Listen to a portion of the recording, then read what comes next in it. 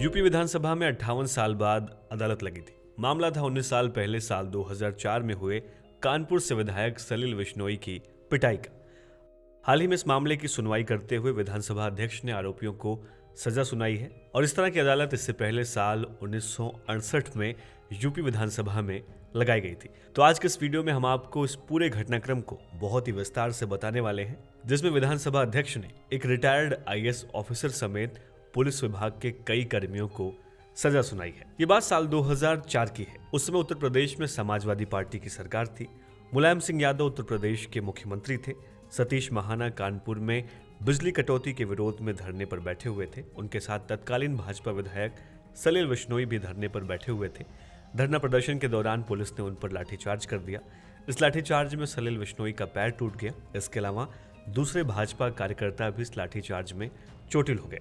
इस लाठीचार्ज के खिलाफ विशेषाधिकार हनन और सदन की अवमानना की सूचना 25 अक्टूबर साल 2004 को विधानसभा सत्र में रखी गई थी। विधानसभा में शिकायत के बाद दिसंबर 2004 में मामले की जांच की जिम्मेदारी विधानसभा की विशेषाधिकार समिति को सौंप दी गई।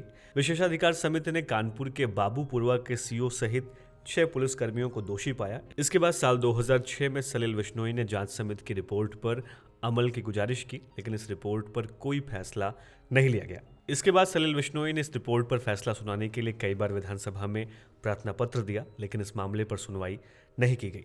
सितंबर साल 2022 में बिश्नोई ने दोबारा प्रार्थना पत्र दिया और जांच रिपोर्ट पर फैसले की मांग की। 2 मार्च 2023 को विधानसभा में एक बार फिर इसी मुद्दे पर अदालत लगी और जांच रिपोर्ट पर विचार किया गया। इस रिपोर्ट में कानपुर के तत्कालीन एसओ अब्दुल समद, किदवई नगर के थानाध्यक्ष ऋषिकांत शुक्ला, सब इंस्पेक्टर त्रिलोकी सिंह सहित 3 सिपाहियों को इस मामले में दोषी करार दिया गया। इनमें से अब्दुल समद बाद में प्रशासनिक सेवा में आ गए और हाल ही में आईएएस के पद से रिटायर हुए। बाकी सभी दोषी अभी पुलिस सेवा में ही हैं और 2 मार्च को लगी इस अदालत में सभी दोषियों को कटघरे में खड़ा किया गया। लेकिन अब सवाल ये उठता है कि अदालत बन गई विधानसभा में इन दोषियों को क्या सजा सुनाई गई।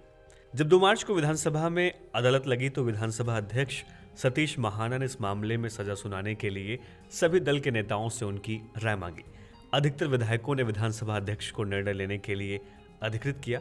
विधानसभा अध्यक्ष ने इन सभी आरोपियों को प्रतीकात्मक रूप से 1 दिन की सजा सुनाई है और सजा के मुताबिक इन सभी दोषियों को 3 मार्च की रात 12 बजे तक विधानसभा में बनी सेल के लॉकअप में रखा जाएगा। तो अब चलते चलते आपको इस मुद्दे से जुड़े बहुत ही महत्वपूर्ण घटनाक्रम यानी कि जिस विशेषाधिकार हनन की बात करते हुए विधानसभा में शिकायत दर्ज की गई वो क्या होता है उसके बारे में भी बताते चले। भारत के लोकतंत्र में संसद के सदस्यों को कुछ अधिकार प्रदान किए गए हैं, जिनका मूल उद्देश्य सत्ता को किसी भी रूप या तरीके से बेलगाम होने से रोकना होता है। उनका मुख्य काम सरकार को जवाबदेह बनाए रखने का होता है। सरकार की गलत नीतियों के खिलाफ शांतिपूर्ण धरना प्रदर्शन करना भी इसी के अंतर्गत आता है। इसलिए जब बिश्नोई और अन्य कार्यकर्ताओं को धरना प्रदर्शन से रोकने के लिए लाठीचार्ज किया गया तो ये उनके विशेषाधिकार का हनन था, जिसके खिलाफ वे विधानसभा में शिकायत कर सकते थे। आपकी जानकारी के लिए बता दें कि सलिल बिश्नोई वर्तमान में विधान परिषद के सदस्य हैं। उन्होंने इस फैसले का स्वागत करते हुए कहा है कि यह नजीर है, दोषियों को दंडित किया गया। सवाल इस बात का नहीं है कि सजा कितनी हुई, इस कार्रवाई से एक मैसेज गया है। विधायक, विधायिका और विधानसभा का सम्मान होना चाहिए। हम जनता के चुने प्रतिनिधि हैं। हमें अपनी बात लोकतांत्रिक ढंग से कहने का अधिकार है और हम जनता की आवाज़ है।